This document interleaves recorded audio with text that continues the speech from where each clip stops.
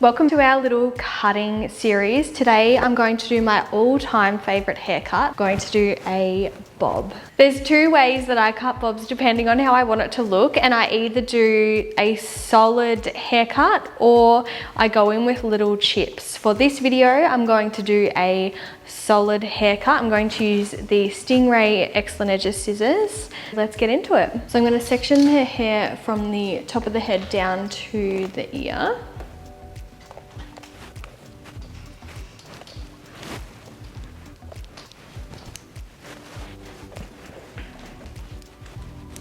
The reason why I like to freehand cut the baseline is because I find if somebody has such a strong I'm just going to say O-bone. I can't even say it, so I'm just going to say O-bone. If somebody has a strong O-bone, if you push it tight into the neck, then when you do dry it off, you'll find that the underneath ends up longer, and then you've got to go back through and cut all that underneath off anyway. So what I like to do is just combing straight down and then not actually pushing it into the neck. So I'm going to use my comb to guide the hair.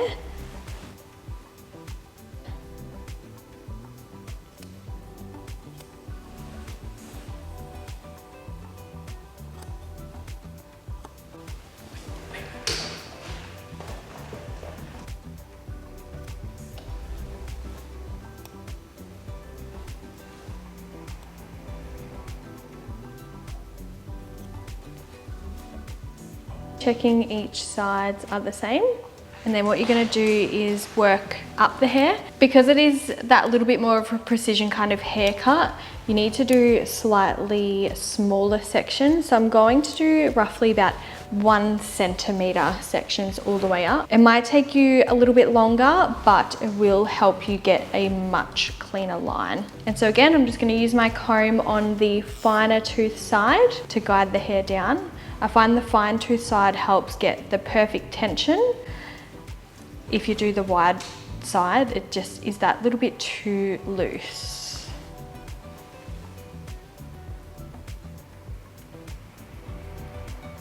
And so once you see your guideline, you just follow that around.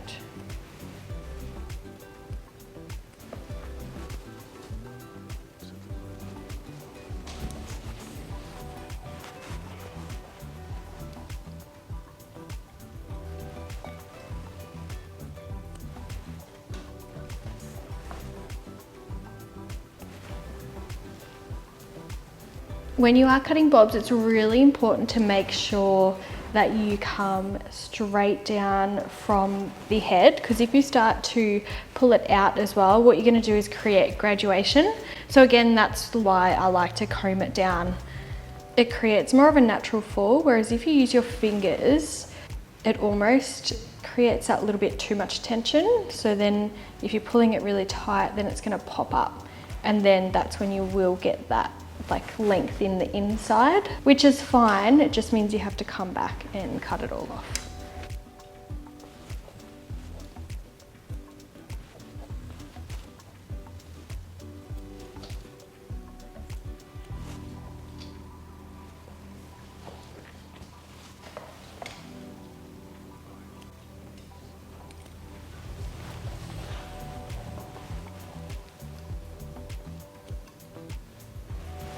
Once you've completed all the back, straightening up your client's head and then moving on to the sides. One thing that's extremely important when you're cutting bobs is your client can't be distracted. They can't really be on their phone, or they can't really be working, and you almost can't really be like chatting away too, because you find sometimes when clients are distracted, that's when they will put their head on the side a little bit, or they might even be looking down at their phone. And if they're looking down at their phone and you cut the sides, then when they straighten their head back up, it's going to end up convex, which is not what you want. You do not want it to angle up. So what I always like to do is really make sure my client's chin is up, but up more than they usually would. So not at natural level, up even higher. So when they do come back down to natural level, it might be like the tiniest bit like slanted, but there is nothing worse than when you have a bob and you put your chin up a little bit and then your haircut ends up like looking backwards. You can look like a mullet, or it looks like you have a convex haircut, which is not cool. And a former bob girly, I get it. So very similar to the back, what we're gonna do is we're just gonna do like small 1 centimeter sections and just working our way up and making sure it's even. But what I'm actually going to do, I'm going to section out this side around the ear area, and then I'm also going to section out the other side around the ear area too, and I'm going to do them both at the same time. That way I can really ensure that both sides are the same before I continue, because there's nothing worse than when you do all of one side, do the other side, and then you come back to finish off and they're not even, and then you've got to start again essentially. So we'll do that. So I'm going to start on this side first. So again, I'm just going to use my comb to comb it down, and then normally just sort of tapping on the ear and letting it loosen up around the ear, because if you pull it down tight over the ear, then when you let it fall naturally, it's going to have a little hole in the haircut. So just making sure it's loose around the ear.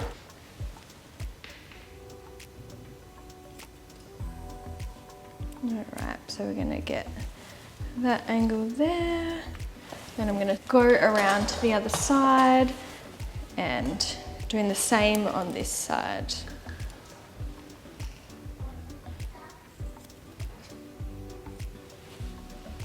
And so this is the point where you can see if you were straight at the back, and if you need to correct anything, you can do it now. Beautiful. So once you're happy with that, then you can work up one side and then jump to the other side.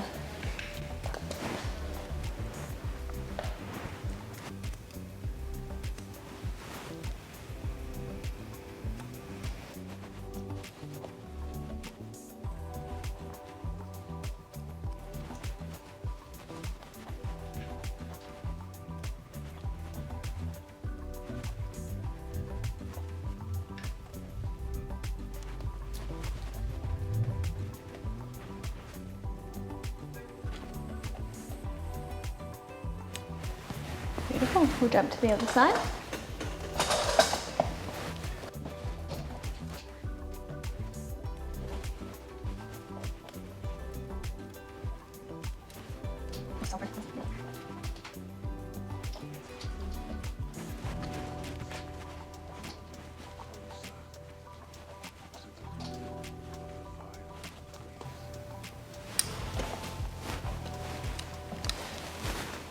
I'm finished with the baseline, so what I'm going to do now is I'm going to dry it off, and then we'll come back when it's dry and I'll show you a few little tips and tricks on personalising it, because even though a client does want a solid bob or your inspo is a solid bob, sometimes you do need to do a little bit of texturising and a little bit of shaping just to help it sit nice for the clients at home. So we'll come back when I've blow dried. I'm just going to take her head off and if only we could do this to clients. So you can see all around how nice and perfect it is.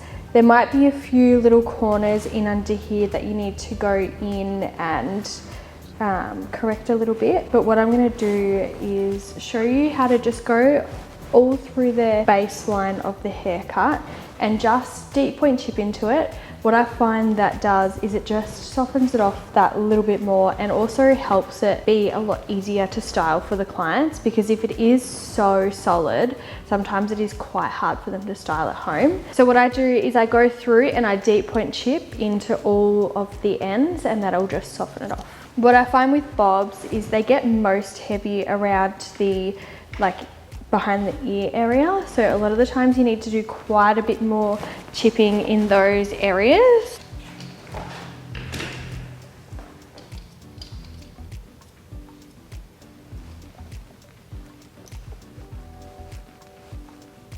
So you're just going to do this all the way through the hair.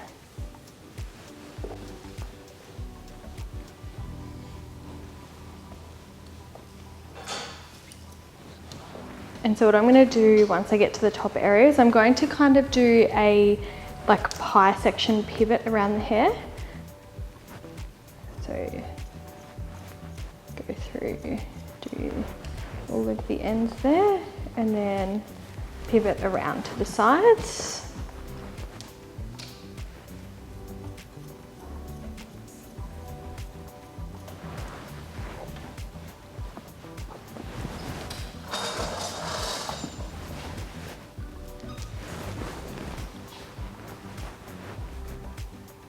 You can see how solid that line is there. So what we're doing is we're just breaking that up. Doing this is very visual. So what you want to do when you pick the hair up is you want to make sure you've got even tension, and then you can see the spots that need weight taken out. I've just gone through and done this side, and you can already see on the camera how it is that little bit softer but still solid. So I'll go through and do this side.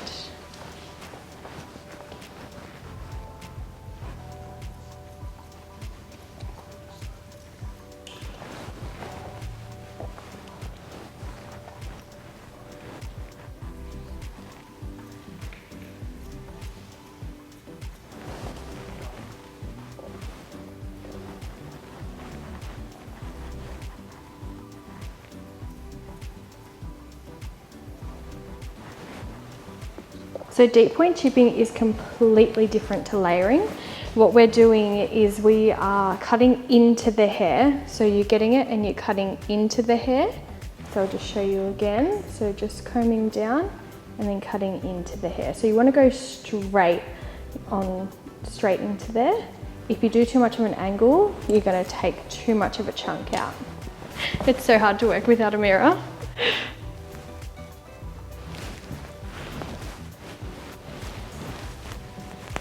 So this is how I get the perfect bob. This is one of my favorite things to do. I actually used to have a bob myself too. I'll insert a photo here. I actually can't believe that I had hair that short, and now that I've grown it, I don't know if I'll cut it. I'm really vibing the long length. A little recap of this haircut. I used the Stingray scissors, which are the blunt cutters along the baseline. And then I used my 7-inch point cutters to do the deep point chipping all the way around. So that's the first way that I cut bobs. The second way I'll show you in the next video, which is a little bit more texture. Stay tuned and I'll see you in the next video.